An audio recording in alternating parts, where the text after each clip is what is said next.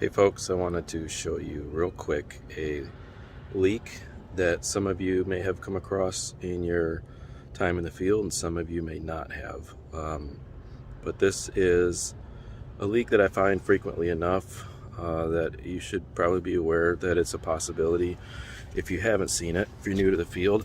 I'm going to flip the camera around and show you what we're working on. A Heatcraft condensing unit.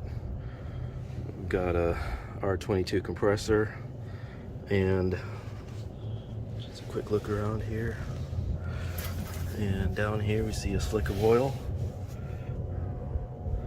a little puddle of oil there, and on this low pressure control you can see that the grommet has been pushed out, and there's a bunch of oil on the wire. See that?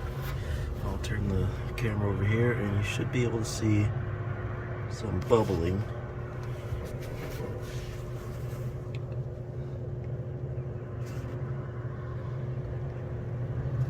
Right down there at the bottom.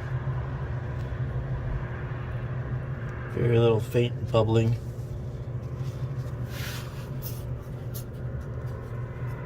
You can actually hear it trying to push out of there.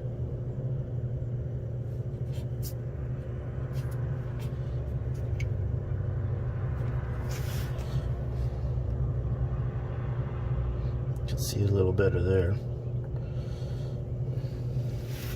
Now I believe the issue is caused by the orientation of the switch. That when the refrigerant comes back up the suction line,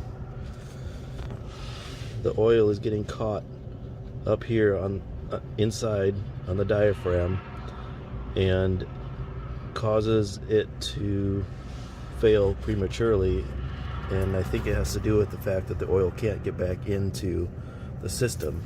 So when I take this off, I'm expecting to see this whole cavity right here filled up with oil. It'll be consistent with all of this that I see down here. So let's take it apart and see what we got. I'll show you what I'll be putting in its place, since this is a second pressure switch that I've put in the last year and a half. Alright, well, break this loose, got it pumped down. There's probably a Schrader underneath this, but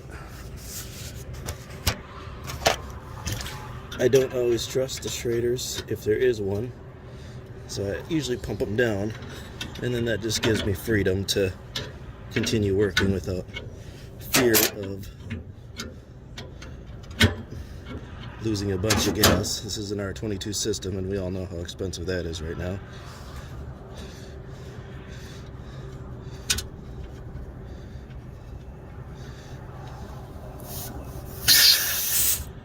And there was not a Schrader in there.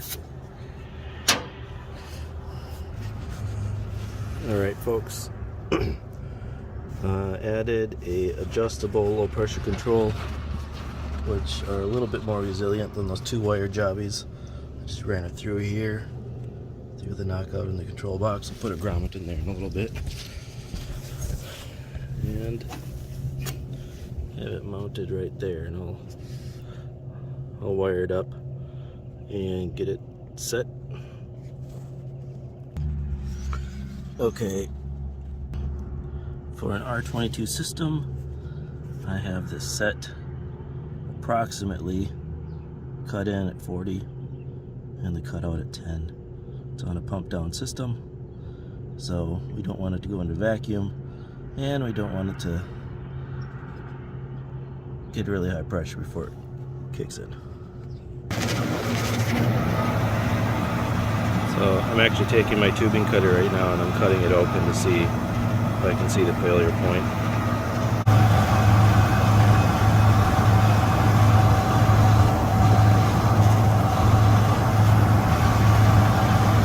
Well, it's all filled up with oil on the inside.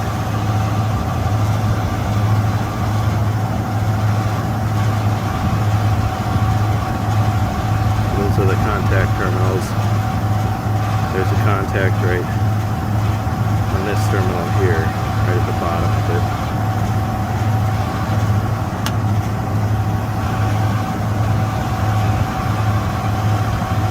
I'll fill up with oil.